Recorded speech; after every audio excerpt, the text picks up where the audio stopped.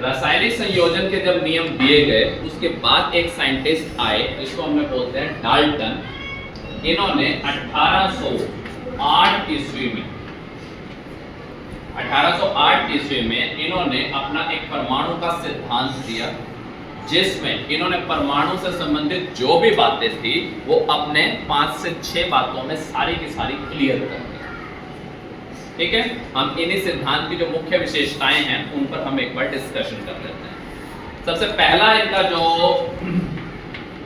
बात इन्होंने कही वो ये कही कि सभी जो द्रव्य होते हैं, जैसे ये एक चौक है, ये एक बैग है, ये एक नोटबुक है, ये एक किताब है, सभी जो द्रव्य होते हैं वो परमाणुओं से मिलकर बने होते हैं। सभी जो द्रव्य हैं वो किससे बने हैं? परमाणुओं से, जो कि रासायनिक अभिक्रिया में भाग लेते हैं। दूसरा पॉइंट, ये जो परमाणु इनका न तो सृजन किया जा सकता है, ना तो ये पैदा किए जा सकते हैं और ना ही ये विनाश किया जा सकता है। तीसरी बात इन्होंने बताई कि कोई भी जो तत्व होता है, कोई भी तत्व जैसे हाइड्रोजन हम ले सकते हैं H2 या Cl2 ले लेते हैं, ये जो तत्व है इसके अंदर जो परमाणु हैं इनके जो द्रव्यमान हैं और जो रासायनिक गुणधर्म होते हैं वो एक समान होते हैं।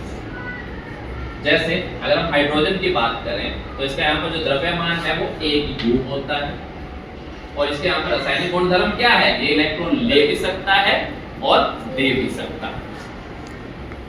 इसी तरह से Cl2 की बात करें कि यहाँ पर जो इसका परमाणु द्रव्यमान है वो होता है 35.5 U, दोनों का है, और ये यहाँ पर हमेशा एक इलेक्ट्रॉन लेने की कैपेसिटी रखते हैं, ऑलवेज लेंगे।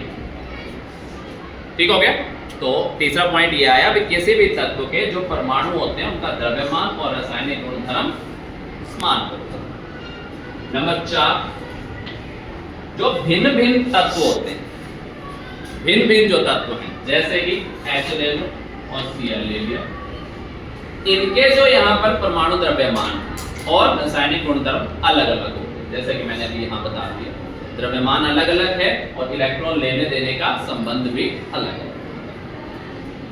4 क्लियर हो गई बातें। नंबर 5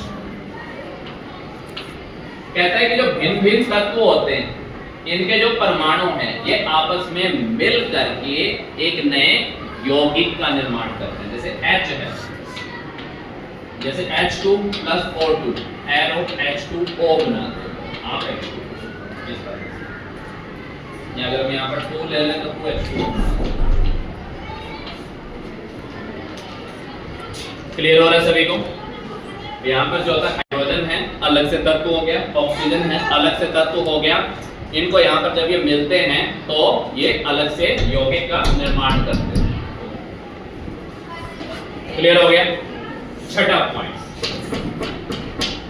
पॉइंट ये कहता है कि यहाँ पर कोई भी जो एक यौगिक, इसमें जो तत्व होते हैं, इनमें जो तत्व हैं जैसे हाइड्रोजन है और ऑक्सीजन है, इनकी जो संख्या है और जो द्रव्यमान होता है वो ऑलवेज फिक्स होता है, अलग अलग नहीं होता। जैसे हम H2O की बात करते हैं, H2O में हाइड्रोजन यहाँ पर 2 है, ऑक्सीजन यहाँ पर 1, और अगर हम द्रव्यमान का अनुपात देखें तो यहाँ पर जो होता है 2U अनुपात 16U, तो U 2 8, यानी 1:8 यहाँ पर जो होता है ऑलवेज।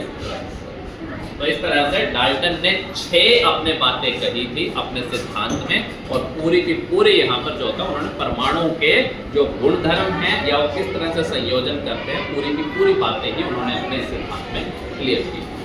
समझ आ गए सभी को? Thank you.